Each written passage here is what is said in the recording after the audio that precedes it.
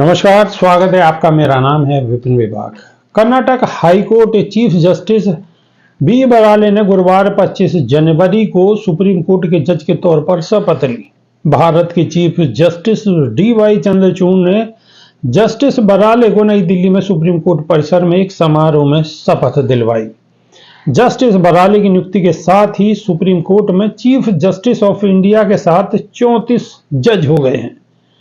25 दिसंबर को जस्टिस संजय किशन कौल की रिटायरमेंट के बाद सुप्रीम कोर्ट में एक जस्टिस कम थे।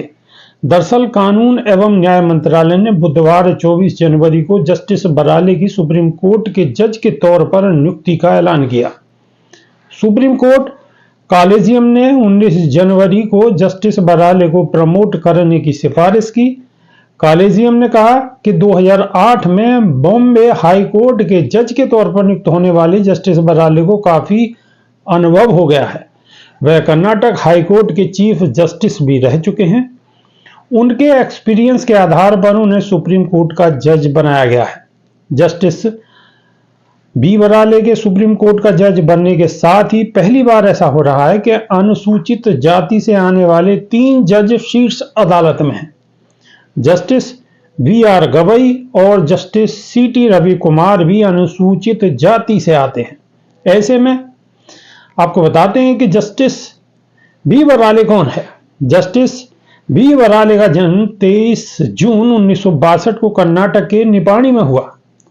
उनका वकालत का कैरियर काफी शानदार रहा है। जस्टिस बराले ने 1985 में डॉक्टर बाबा साहब भीमराव अंबेडकर मराठवाड़ा यूनिवर्सिटी से आर्ट एंड लॉ में ग्रेजुएशन किया। इसके बाद उन्होंने 1985 में अपने वकालत के कैरियर की शुरुआत की। उन्हें जुलाई 2008 में मुंबई हाई कोर्ट में एडिशनल जज के तौर पर नियुक्त किया गया। 3 साल बाद उन्हें हाई कोर्ट का स्थायी जज बना दिया गया। बॉम्बे हाई कोर्ट में जस्टिस बराले ने 14 साल तक अपनी सेवाएं दी। इसके बाद उन्होंने अक्टूबर 2022 में कर्नाटक हाई कोर्ट का चीफ जस्टिस नियुक्त किया गया। यहाँ गौर करने वाली बात यह है कि देश के सभी कोर्ट्स में उस वक्त वह अनुसूचित जाति से आने वाले इकलौते चीफ जस्टिस रहे।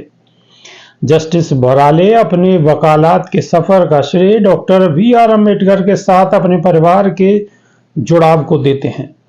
उनका कहना है कि अंबेडकर का उनके परिवार पर काफी प्रभाव रहा है। कर्नाटक हाई कोर्ट के चीफ जस्टिस के तौर पर उन्होंने कई महत्वपूर्ण मुद्दों पर निर्देश दिए और फैसले सुनाए। उन्होंने उन मामलों पर भी सुनवाई की जिसमें सरकार के आचरण पर सवाल उठाए गए और उन अधिकारियों पर जुर्माना भी लगाया जो सही काम नहीं कर रहे थे। अभी के लिए सिर्फ इतना ही। नमस्कार। रोज की ताजा खबरें सुनने के लिए सब्सक्राइब करें BHPC न्यूज चैनल। साथ ही रोज के नोटिफिकेशन जानने के लिए दबाएं बेल आइकन। साथ ही हमें अपनी राय देने के लिए हमारी वीडियो पर कमेंट करके बताएं और वीडियोस को लाइक और शेयर करना बिल्कुल ना भूलें।